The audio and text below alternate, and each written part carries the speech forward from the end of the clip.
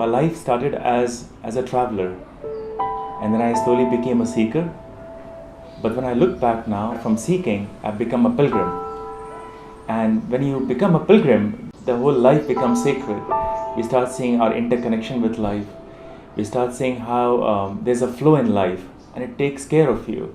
When I started traveling, I used to hear that jump and the net would appear. And when I did that, it really appeared. I have traveled to Camino de Santiago for 40 days, walking the sacred pilgrimage. So I had the opportunity to go to the north of France, where there's a refugee camp, and people are trying to go to England from there. I met many refugees from Eritrea, Afghanistan, Sudan, Africa, from Syria. A lot of people were there, around 10,000 people. And one of the most interesting things which struck for me was when I went there and we were standing on the line distributing some essential needs, some essential supplies like food and clothes for them. And each person who would come, he would keep his hand again on their heart and says, Salam Walaikum. And I would say, Walaikum Assalam. And they would say, how are you? You know, they would ask me, how am I doing? And it's like, here they are in the midst of a crisis, absolutely far, far away from their home, middle of nowhere. And here, look at the heart, they're asking, how are you?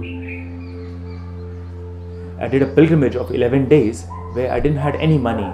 And I said, I started with one person. I says, which is that one person which inspires your heart, where you feel like, love.